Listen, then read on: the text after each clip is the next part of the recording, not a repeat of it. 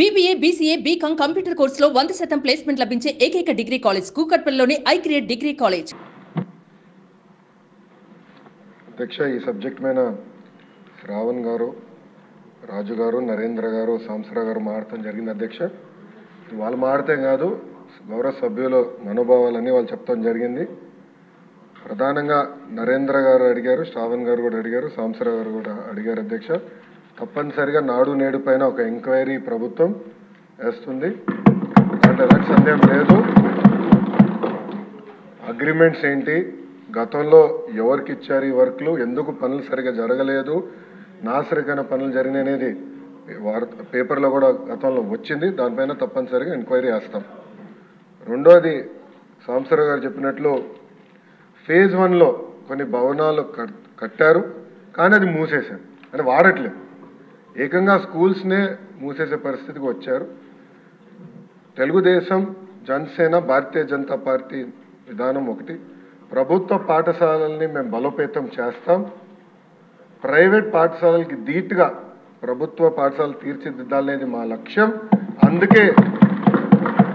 అందుకే చంద్రబాబు నాయుడు గారి నాయకత్వంతో mega DSC కూడా ప్రకటించాం. ఉపాధ్యాయుల పోస్టులు కూడా భర్తీ చేస్తున్నాం. నెక్స్ట్ ఇయర్ ఏదైతే స్కూల్ ఓపెన్ అయ్యే సమయానికి ఉపాధ్యాయులు కూడా పకడ్బందీగా మేము ఏర్పాటు చేస్తాం. దాంతోపాటు రాజుగారు ప్రధానంగా ప్లే గ్రౌండ్స్ ఏర్పాటు చేస్తే బాగుంటుందని కోరారు. ఉపాధి హామీ పథకంతో అనుసంధానం చేస్తాం. పవనంతో నేను చర్చిస్తాను. ఆయనతో పాటు మన స్పోర్ట్స్ మినిస్టర్తో కూడా ఆల్రెడీ డిస్కషన్ చేశాను. ఇంటర్ స్కూల్ కాంపిటీషన్ ఎట్లా పెట్టాలి, ఇంటర్ డిస్ట్రిక్ట్ కాంపిటీషన్స్ ఎట్లా ఏర్పాటు చేయాలి, కేవలం స్పోర్ట్సే కాదు ఆర్ట్స్ అండ్ క్రాఫ్ట్స్ని ఎట్లా ప్రోత్సహించాలి అని దానిపైన మేము కూడా డిస్కస్ చేస్తున్నాం. సాంసరా గారు అన్నట్లు ఉపాధ్యాయుల్ని కూడా పెద్ద ఎత్తున హెరాస్మెంట్ జరిగింది. గత ప్రభుత్వం వాళ్ళకి అనేక యాప్లు ఇచ్చి వాళ్ళు అన్ని రకాలుగా ఇబ్బంది పెట్టిన విషయం వాస్తవం. పాదయాత్రలో కూడా ఉపాధ్యాయులను కలిశారు, వాళ్ళ సమస్యలు నాకు చెప్తాం జరిగింది. ఈ సంవత్సరం నా ఆలోచన, I'm subject to correction from members, నా ఆలోచన ఏంటంటే ఈ సంవత్సరం ముందల కేజీ టు పీజీ విద్యను మొత్తం ప్రక్షాళన చేద్దాం. నేను పక్క రాష్ట్రాల్లో కూడా ఎలాంటి కార్యక్రమాలు జరుగుతున్నాయి అనేది నేను చదువుతున్నాను. ఉత్తరప్రదేశ్లో నిపుణ్ కార్యక్రమం చేస్తున్నారు, ఢిల్లీలో కూడా అనేక కార్యక్రమాలు చేస్తున్నారు. నేను కూడా అది మొత్తం రివ్యూ చేస్తున్నాను. నేను కూడా ఫీల్డ్ విజిట్స్కి వెళ్ళాల్సిన అవసరం ఉంది.